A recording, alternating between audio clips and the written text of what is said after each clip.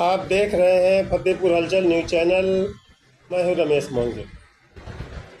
मुझे विश्वास है आपका अब तक का दिन शुभ रहा होगा। आप स्वस्थ होंगे, सानंद होंगे और प्रसन्न होंगे।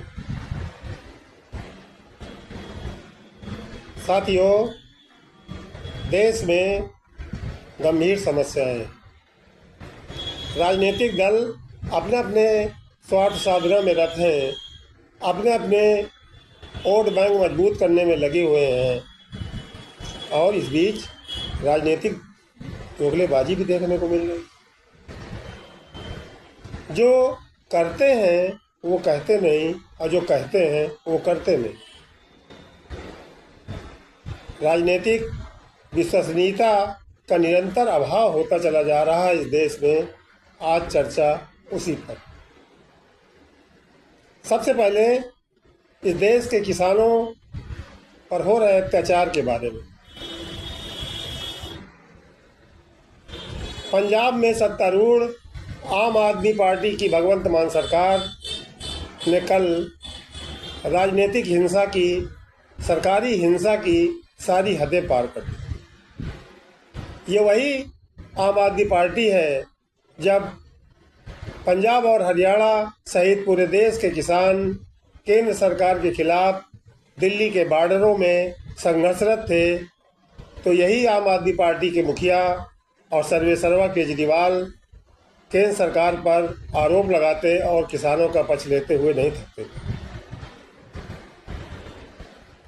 लेकिन वही आम आदमी पार्टी की पंजाब की भगवंत मान सरकार ने कल चंडीगढ़ घेराव के समय में जिस तरह का सरकारी अत्याचार किसानों पर किया, वो राजनीतिक विचारधारा के दोगलेपन को दर्शाता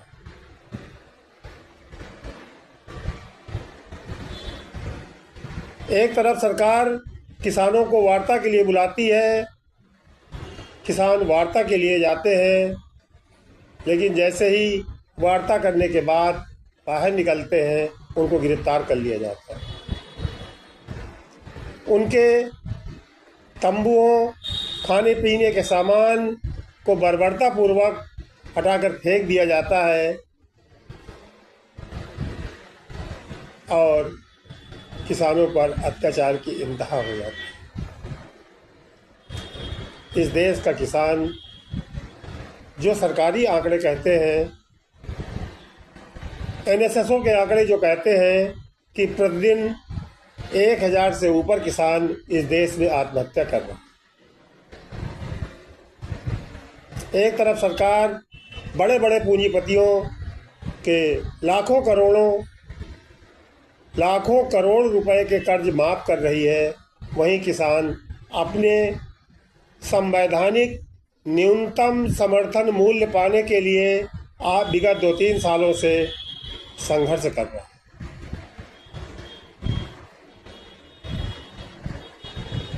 ये राजनीतिक दोगलापन केवल पंजाब की भगवंत मान सरकार का नहीं है, राजनीतिक दोगलापन केंद्र सरकार का भी है। जिस समय कृषि के तीनों काले कानून वापस लिए थे भारत सरकार ने, उस समय एक आश्वासन दिया था किसानों को कि वो न्यूनतम समर्थन मूल्य को संवैधानिक दर्जा देने के लिए शीघ्र ही कदम उठाएगी। आज लगभग 2 साल बीत गए। जिस स्वामीनाथन आयोग के नाम पर किसानों को बहलाने का काम करते हैं राजनीतिक दल, उस स्वामीनाथन की रिपोर्ट को न तो कांग्रेस की पूर्ववर्ती सरकार ने लागू किया और न भाजपा की वर्तमान सरकार। भगवंत मान सरकार ने तो राजनीतिक दोगलेपन की हद कर दी। जिस किसान आंदोलन के नाम पर वोट मांगकर सत्ता में आई थी आम आदमी पार्टी पंजाब में, उन्हीं किसान आंदोलन को उसने ध्वस्त कर दिया सरकारी हिंसा के माध्यम से। इसको हम क्या कहें? राजनीतिक शिष्टाचार कहें या राजनीतिक भ्रष्टाचार? तय आपको करना। उस पर भी तुर्रा ये आरोप लगा कि किसानों के आंदोलन से पंजाब को 500 से 700 करोड़ रुपया प्रतिदिन का नुकसान हो रहा है। हम लोगों को रोजगार कैसे देंगे, युवाओं को रोजगार कैसे देंगे, व्यापार को बढ़ावा कैसे देंगे, उद्योग को बढ़ावा कैसे देंगे, ये बहाने बनाए गए भगवंत मान सरकार द्वारा। इसका ये मान लिया जाए कि कल के बाद अब पंजाब में सब कुछ बूम बूम हो जाएगा। पंजाब की अर्थव्यवस्था जो लगातार कर्ज के बोझ तले दबती चली जा रही है, अब वो ठीक हो जाएगी।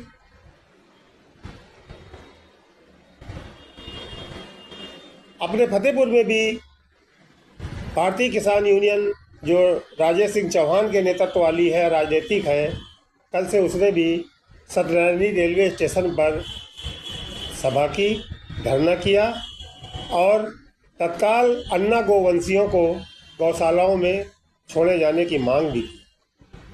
प्रशासन को राष्ट्रीय अध्यक्ष ने दुत्कारा भी, ललकारा भी, लेकिन क्या कोई असर पड़ना है? चारों तरफ से सरकारों की हिंसा से, सरकारों के दोगलेपन से और व्यवस्था के खोखलेपन से किसान जूझ रहा है। उस पर भी अपनी पीठ थपथपाने का काम ये कि हम किसानों को 6,000 रुपये सम्मानित देते हैं। सम्मान के नाम पर 17 रुपये कुछ पैसे प्रतिदिन के हिसाब से दिया जाना, ये किसानों का सम्मान है या अपमान है? ये सोचना इस देश के किसानों को है, इस देश की आम जनता को है, इस देश के आम मतदाताओं को। निर्णय आपको लेना है, निर्णय इस समाज को लेना है। काश गांधी जी आज जिंदा होते। उन्होंने कहा था, भारत की आत्मा गांव में बसती है और गांव में किसान रहते हैं। आप देख रहे हैं फतेहपुर हलचल न्यूज़ चैनल। मैं हूं रमेश मोहन शुक्ला। यदि आपको ये वीडियो पसंद आए तो लाइक कीजिएगा, शेयर कीजिएगा और फतेहपुर हलचल यूट्यूब चैनल को सब्सक्राइब भी कर लीजिए। नरेंद्र मोदी की सरकार ने पिछले 10 साल में अरबपतियों के 16.35 लाख करोड़ रुपए माफ किए हैं।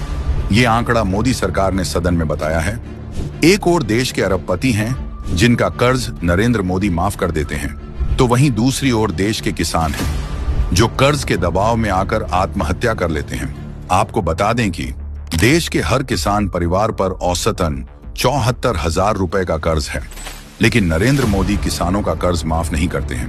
मोदी सरकार अरबपतियों के माफ किए गए 16.35 लाख करोड़ रुपए की भरपाई देश की गरीब जनता से करेगी, उनकी मेहनत की कमाई पर टैक्स लगाएगी और हर जरूरत के सामान पर जीएसटी वसूल करेगी, ताकि नरेंद्र मोदी अपने दोस्तों की जेब भर सकें।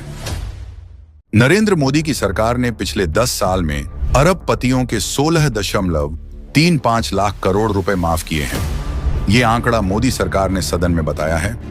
एक और देश के अरबपति हैं जिनका कर्ज नरेंद्र मोदी माफ कर देते हैं, तो वहीं दूसरी ओर देश के किसान हैं जो कर्ज के दबाव में आकर आत्महत्या कर लेते हैं। आपको बता दें कि देश के हर किसान परिवार पर औसतन 74,000 रुपए का कर्ज है, लेकिन नरेंद्र मोदी किसानों का कर्ज माफ नहीं करते हैं।